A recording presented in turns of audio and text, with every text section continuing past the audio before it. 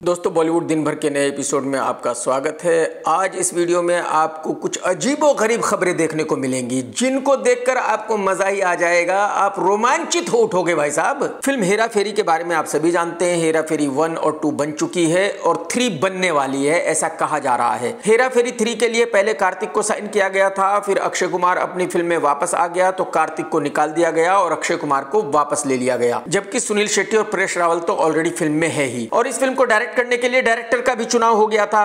तो जब प्रोड्यूसर है, डायरेक्टर है, एक्टर्स हैं, तो जाहिर सी बात है फिर उम्मीद ये की जा रही थी कि भाई जल्दी इस फिल्म की शूटिंग चालू होगी और जल्दी ये फिल्म रिलीज हो जाएगी। लेकिन अब ऐसा लग रहा है कि इस फिल्म की शूटिंग चालू होना बहुत ही मुश्किल है। उसकी वजह यह है कि फिल्म की शूटिंग शुरू होने से पहले ही निर्माता को 2 नोटिस मिल चुके हैं, एक टी सीरीज का और एक इरोस का। और इसका मतलब यह है कि टी सीरीज का हेरा फेरी 3 पर कुछ क्लेम है, इरोस का भी कुछ क्लेम है। और बताया तो ये जा रहा है कि निर्माता को इरोस इंटरनेशनल को तकरीबन 50 करोड़ रुपए देने हैं जो इरोस का बाकी है, क्योंकि इरोस ने फिल्म वेलकम 2 रिलीज की थी जिसमें इरोस का नुकसान हो गया था और जो नुकसान इरोस का हुआ था वो निर्माता को भरना है। और अगर आपको याद हो, जब वेलकम 2 रिलीज हुई थी तो ये कहा गया था कि ये फिल्म बहुत बड़ी सुपर डुपर हिट हो चुकी है। इसीलिए मैं आप लोगों को कहता हूं कि जो खबरें मीडिया में आती हैं उन पर यकीन मत किया करो, हकीकत कुछ और होती है। मीडिया में खबरें तो पैसे देकर छपवाई जाती हैं। तो अब आप खुद ही सोचिए कि भाई जब वेलकम 2 हिट हो चुकी थी तो फिर इरोस के 50 करोड़ रुपए का नुकसान कैसे हो गया। और बात यही खत्म नहीं होती, जो वेलकम 2 के डायरेक्टर हैं अनीस बज़मी साहब, उनका भी तकरीबन 5 करोड़ रुपया बाकी है जो निर्माता फिरोज नडियाडवाला को चुकाना है। इसका मतलब यह हुआ कि हेरा फेरी 3 बनाने से पहले फिरोज भाई को तकरीबन 55 करोड़ रुपए का भुगतान करना है। अब ये 55 करोड़ रुपए कहां से आएंगे। तो अब ये सारा रायता फैलने के बाद मुझे ऐसा लगता है कि फिरोज भाई इस रायते को समेट नहीं पाएंगे और हेरा फेरी 3 नहीं बन पाएगी। दोस्तों आप सभी जानते हैं कि कुछ दिन पहले बुढ़ऊ एक्टर की एक फिल्म रिलीज हुई है जिसका नाम है किसी का हाथ किसी की टांग, और यह फिल्म सुपर डुपर डिजास्टर हो चुकी है। इस फिल्म ने पहले दिन बिजनेस किया था 10 करोड़ रुपए का, जबकि बुढ़ऊ को यह लग रहा था कि यह फिल्म पहले दिन बिजनेस करेगी 50 करोड़ रुपए का। दूसरे दिन इस फिल्म ने थोड़ा सा अच्छा बिजनेस किया 18 करोड़ रुपए का, और तीसरे दिन इस फिल्म ने बिजनेस किया सिर्फ 17 करोड़ रुपए का, यानी 3 दिन में बिजनेस किया 45 करोड़ का। और पेड दलाल मीडिया इस फिल्म को सुपर डुपर हिट बता रहा है, ठीक उसी तरह जैसे कि वेलकम 2 को सुपर हिट बताया गया था, जैसे कि मैंने अभी आपको बताया। लेकिन यह फिल्म हिट है कि फ्लॉप है, उसकी कैलकुलेशन आप ऐसे कर सकते हैं कि बुढ़ऊ को यह उम्मीद थी कि यह फिल्म 3 दिन में कम से कम 150 करोड़ रुपए का बिजनेस करेगी, जबकि फिल्म ने किया बिजनेस सिर्फ 45 करोड़ का। जो इन्होंने डिक्लेयर किए हैं वो 10 करोड़ ज्यादा है। मैं कहता हूं वो 10 करोड़ भी अगर ऐड कर लेते हैं तब भी 150 करोड़ रुपए के मुकाबले कहीं भी नहीं है। बुढ़ऊ को यह लग रहा था कि अगर पठान ने इंडिया में 550 करोड़ रुपए का बिजनेस किया है तो उसकी फिल्म बिजनेस करेगी कम से कम 500 करोड़ रुपए का, जबकि यह film life time business maximum 100 या 125 करोड़ रुपए का ही करेगी। तो कहां 500 और 550 करोड़ रुपए और कहां 100-125 करोड़ रुपए। इससे आप अंदाजा लगा सकते हैं कि यह फिल्म कितनी बड़ी फ्लॉप है। और आप ऐसे भी कैलकुलेट कर सकते हैं कि पठान का दूसरे दिन का बिजनेस हुआ था 70 करोड़ रुपए, जबकि इस फिल्म का पूरे वीक का बिजनेस होगा 70 करोड़ रुपए। तो अब आप अंदाजा लगाइए कि अगर एक फिल्म पूरे वीक में बिजनेस करती है पठान के एक दिन के बिजनेस के बराबर, तो फिल्म कितनी बड़ी फ्लॉप है, जबकि इस फिल्म को पठान की टक्कर की फिल्म बताया जा रहा था। तो हकीकत यह है दोस्तों कि यह फिल्म बहुत बड़ी सुपर डुपर डिजास्टर हो चुकी है। बुढ़ऊ का कैरियर खत्म हो चुका है। और यह बुढ़ऊ की कोई पहली फ्लॉप फिल्म नहीं है। बुढ़ऊ ने पिछले 5 साल में 5 सुपर डुपर डिजास्टर फिल्में दी है। दोस्तों जून का महीना आने वाला है और जून में 4 बड़े बजट की फिल्में रिलीज हो रही हैं। आदि पुरुष, मैदान, जवान और कार्तिक की फिल्म सत्यनारायण की प्रेम कथा। अच्छा कमाल यह है कि यह अप्रैल है और अगला महीना है मई। इन दोनों महीनों में कोई भी बड़ी फिल्म रिलीज नहीं हो रही है, यानी कि जितने निर्माता हैं वो अपनी सारी बड़ी फिल्मों को जून में ही रिलीज करना चाहते हैं। ये इनकी क्या कैलकुलेशन है मेरी समझ से बिल्कुल बाहर है। इनको इतना पता होना चाहिए कि भाई पब्लिक के पास इतना पैसा नहीं है कि वो एक महीने में 4 फिल्मों को देख सके। पब्लिक के पास सिर्फ इतना पैसा है कि वो एक महीने में 1 या 2 फिल्में देख सकते हैं। तो इसका मतलब यह हुआ कि जब एक महीने में 4 फिल्में रिलीज हो रही हैं तो उनमें से सिर्फ 2 ही फिल्में हिट हो सकती है। और ये तो सभी को पता है कि शाहरुख खान की फिल्म जवान तो हिट होनी ही होनी है। अब आगे बची 3 फिल्में, तो उनमें से सिर्फ एक फिल्म ही हिट होगी। तो इसका मतलब ये हुआ कि जो निर्माता कर रहे हैं वो बिल्कुल गलत कर रहे हैं। निर्माताओं को एक महीने में 4 बड़ी फिल्में बिल्कुल भी रिलीज नहीं करनी चाहिए। दोस्तों, आप सभी जानते हैं कि अजय देवगन ने अब तक जितनी फिल्मों का भी डायरेक्शन किया है वो सारी फिल्में सुपर डुपर फ्लॉप रही है, और सारी फिल्मों के फ्लॉप होने के बावजूद भी अजय अपने आप को फ्लॉप डायरेक्टर मानने के लिए तैयार नहीं था।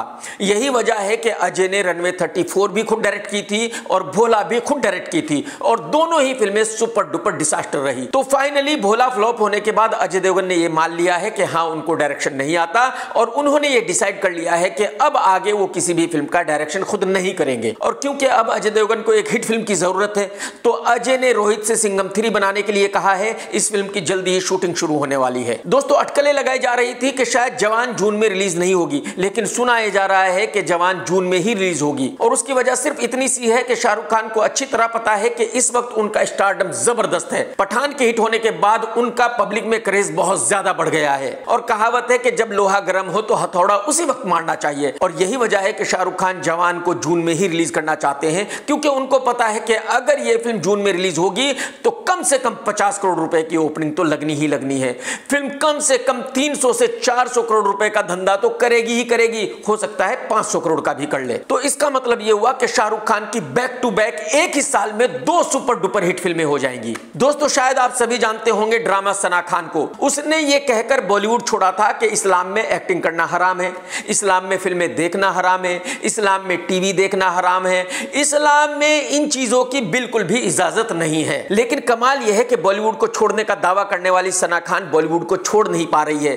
उसको न्यूज में रहना अच्छा लगता है। भाई, कोई भी हीरोइन हो, मरते दम तक हीरोइन ही रहती है, और मरते दम तक वो न्यूज में रहना चाहती है। तो ईद पर सना खान ने कहा कि हालांकि मुझे उल्टियां हुई, मैंने बहुत डिफिकल्ट टाइम देखा, मैं प्रेग्नेंट हूं, लेकिन उसके बावजूद भी मैंने रोजे रखे, कुरान पढ़ी, इबादत की, नमाज पढ़ी। अब बताइए, जिस लड़की ने बॉलीवुड को छोड़ने का दावा ये कहकर किया हो कि ये सब इस्लाम में हराम है, वो ये भी मीडिया को बताना चाहती है कि वो क्या खाती है, क्या पीती है, कब नमाज पढ़ती है, कब उसे उल्टियां होती है। अरे बहन, माफ कर दे बहन, हिपोक्रेसी की भी सीमा होती है, कुछ तो सीमा रखे। दोस्तों, आप तो सभी जानते हैं कि अल्लू अर्जुन की फिल्म पुष्पा बहुत बड़ी हिट रही थी, और अब पुष्पा 2 बन रही है, और अल्लू अर्जुन ने इस फिल्म के राइट्स बेचे हैं 1000 करोड़ रुपए में। और यही बात इनकम टैक्स डिपार्टमेंट को राज नहीं आई, इसलिए इनकम टैक्स डिपार्टमेंट ने इस फिल्म के प्रोड्यूसर और डायरेक्टर के घरों पर और ऑफिसेज पर छापा मार दिया। अब तक ये तो पता नहीं चला कि इनकम टैक्स डिपार्टमेंट को वहां से क्या क्या मिला, लेकिन ये तो पक्का हो गया कि अल्लू अर्जुन प्रॉब्लम में तो आ ही गया है। दोस्तों, जिस दिन ये खबर आई थी कि वायरएफ टाइगर वर्सेस पठान फिल्म बना रहा है, मैंने उसी दिन कहा था कि बिल्कुल झूठ खबर है, ऐसी कोई फिल्म नहीं बन रही है। और अब फाइनली वायरएफ ने ऑफिशियली अनाउंसमेंट कर दिया है कि भाई, हम ऐसी कोई फिल्म नहीं बना रहे हैं, ये जो भी खबर आई है बिल्कुल झूठी है। दोस्तों, आप सभी को पता है कि कुछ दिन पहले एक वाहियात सी फिल्म रिलीज हुई है जिसमें शहनाज गिल के 2-4 सीन हैं, और उन 2-4 सीन में शहनाज ने बहुत ही वाहियात किस्म की एक्टिंग की है, और ये एक्टिंग देखकर पब्लिक भड़क उठी है। पब्लिक ये पूछ रही है कि भाई साहब, जब इसको एक्टिंग का ए भी नहीं आता तो इसको फिल्म में लिया क्यों गया है? शहनाज, बहुत भारी बेइज्जती हो गई यार, अब क्या करोगी? दोस्तों, मैं आईपीएल के मैच देखता हूं और आप भी देखते होंगे। मैंने ऐसा पहला क्रिकेटर देखा है, रिंकू, जो बार बार अपना हिलाता है, हाथ की बात कर रहा हूं। आप देखेंगे हर बॉल के बाद ऐसे ऐसे करता है, ऐसे ऐसे करता है।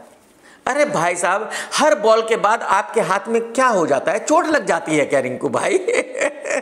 दोस्तों, वैसे तो ये खबरें बहुत दिनों से आ रही है कि दीपिका और रणवीर का झगड़ा चल रहा है और शायद डिवोर्स होने वाला है, लेकिन अब कंफर्मेशन मिला है कि वाकई दोनों में झगड़ा चल रहा है।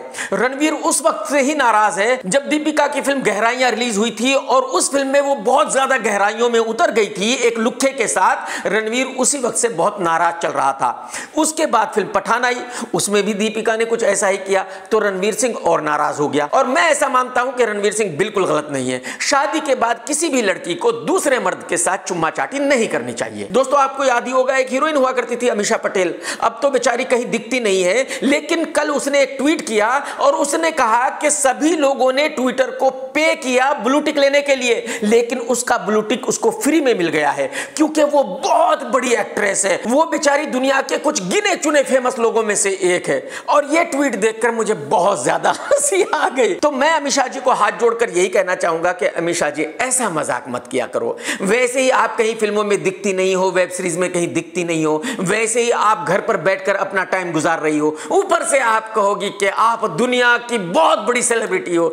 ये तो बहुत बड़ा मजाक हो गया ना। दोस्तों एक चैनल है टाइम्स नाउ और उस पर कुछ लुखे लोग काम करते हैं। तो टाइम्स नाउ की एक न्यूज थी जिसमें कहा गया था कि हीरोइन कृति सेनन एक प्लेन में इकोनॉमी क्लास में सफर कर रही और ये देखकर लोग बहुत हैरान हुए कि कृति सेनन इतनी बड़ी सुपरस्टार इकोनॉमी में जा रही है।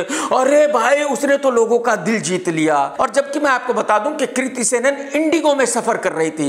इंडिगो में कोई भी बिजनेस क्लास नहीं है, इंडिगो पूरी फ्लाइट इकोनॉमी क्लास ही है। तो जाहिर सी बात है जो इंडिगो से सफर करेगा वो इकोनॉमी में ही करेगा। और मैं टाइम्स नाउ के इन दलाल पत्रकारों से ये पूछना चाहता हूं जिन्होंने ये कहा कि कृति सेनन ने तो सारी दुनिया का दिल जीत लिया है, कि भाई पब्लिक को क्या फर्क पड़ता है अगर वो बिजनेस क्लास में ट्रेवल कर रही है, इकोनॉमी क्लास में ट्रेवल कर रही है। मतलब पब्लिक को क्या लेना देना है, पब्लिक का दिल कैसे जीत लिया। कृति सेनन कौन है भाई साहब, बताएंगे आप मुझे? हिंदुस्तान की प्राइम मिनिस्टर है? अबे लुखो, वो सुपर डुपर डिजास्टर हीरोइन है बॉलीवुड की, जिसकी फिल्म कुत्ता भी देखना नहीं चाहता। उसकी न्यूज सिर्फ और सिर्फ आप ही छापना चाहते हो। समझ में आ गया आप लोगों की? दोस्तों आप भी नीचे कमेंट करके मुझे जरूर बताना कि जो मैं कृति के बारे में कह रहा हूं सच कह रहा हूं कि झूठ कह रहा हूं भाई साहब। टेक केयर दोस्तों, जय हिंद, वंदे मातरम, सत्यमेव जयते।